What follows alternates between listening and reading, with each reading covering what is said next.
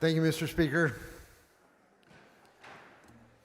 Members, it's been a long and difficult day, and I would appreciate just a couple minutes of your attention, if you don't mind. I have risen to speak against House Bill 229. Members, the messaging that we all see regarding trans communities, attacking them in ways that are derogatory, wholly inaccurate. We've been inundated with hyperbolic and alarming messaging, really using the most egregious and ugly language and imaging. These damaging narratives would have us believe the very worst of each other. Can I please have your attention? I'm concerned about these narratives that would have us believe the worst of each other. And these things are repeated over and over and over again. In social media circles, they're shared by email and text messages, and even in testimony that we see here in the Capitol.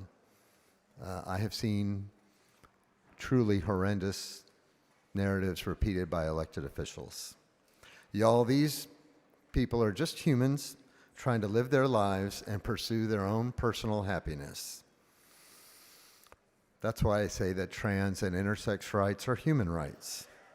These folks literally just want the same freedoms that you and I enjoy. Members, not only is much of the messaging that we're inundated with just plain false and misleading, I honestly believe it's being driven intentionally to marginalize and scapegoat a small and misunderstood community for political gain. And I have to tell you all, when one group is marginalized at the expense of another, when they're scapegoated and attacked over and over again, to stoke fear and hate, which can lead to physical harm of these people, all for political and personal gain, that truly disturbs me. And any of you who are ever bullied in life, I would hope that would bother you too. Now, please don't get me wrong, all right? I know that folks earnestly hold their beliefs, and I do feel that members in this chamber are truly trying to do good for their communities. And the motivation for many is positive. I think sometimes well-intentioned efforts can lead to dangerous consequences. I do believe that most here who align with the bill author are truly believe in their hearts they're trying to help women. But I want to invite you all to consider a slightly different perspective. What if this bill actually ends up being harmful to some people?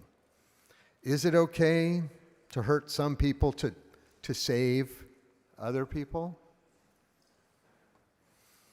The rhetoric that we see around this, I don't mean specifically in the bill, but what fosters because of it, really foments discrimination, and it risks violent interactions against trans and intersex people. And honestly, if y'all are trying to protect women, what about the women who present sort of manly? Like y'all heard about the lady who was accosted in a Target bathroom because somebody thought that she did not seem female enough or feminine enough to be used in a women's restroom. Turns out it was just a lady. Y'all, according to the FBI's 2023 hate crime data, more than 500 incidents were driven by gender identity bias in 2023, which is the last full year we have records for. It's a new record high. So I ask you, don't all people deserve to live in peace and feel safe in their communities? Trans and intersex communities are a very small percentage of our population. Y'all, these are just humans trying to live their lives. They only want to be free to pursue their own happiness, just like anyone else. And that's why I will say right now, over and over again, that trans and intersex rights are human rights. They just want the same rights as the rest of us. House Bill 229 defines sex and gender in binary terms, requiring governmental entities to classify individuals as either male or female for vital statistics. The scientific community sees the issue in much more complex and nuanced ways. So I do believe the fundamental premise of the bill is deeply flawed. Any biologist knows there are variations in sex chromosomes, hormone levels, and other traits that can lead to intersex conditions, or what they call differences in sex development, DSDs, where an individual's biological characteristics don't align with typical male or female categorization. And just for intersex and DSD alone, there's a whole spectrum of possibility. So if you're trying to define this in binary terms, and just one little slice has a whole spectrum of possibility that doesn't align with the definitions in this bill. Colleagues, the bill risks the erasure of these folks, the transgender and the intersex people, and anyone who's non-binary, really. It increases the potential for discrimination in public spaces.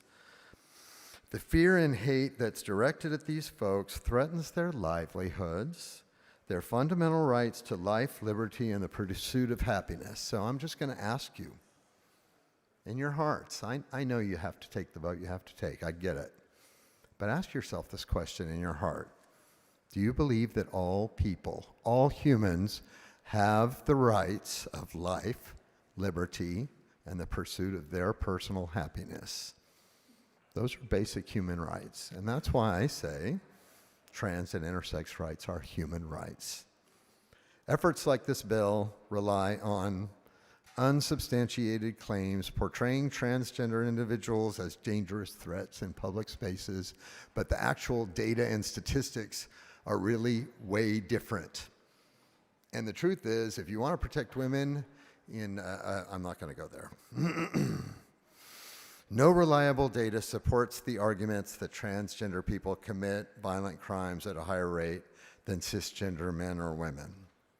In fact, transgender people are more than 4 times as likely to be the victims of violent crime as cisgender people, and those are people that are born with the same gender identity that matches the parts. This bill reinforces an outdated understanding of sex and gender. It erases the identity of intersex and transgender people. It perpetuates harmful stereotypes and justifies discrimination under the guise of safety. It's framed as a measure to protect women, but I assert that in reality, it will reinforce harmful and outdated stereotypes that exclude and endanger transgender and intersex and non-binary individuals. This bill fails to address real issues of discrimination and violence while deepening inequalities for our communities. The real question is, do you believe that all people have the basic rights of life, liberty, and the pursuit of their own personal happiness? Do you? That's why I'll be voting no against this bill. Thanks for your time. Mr. Rodriguez Ramos in opposition.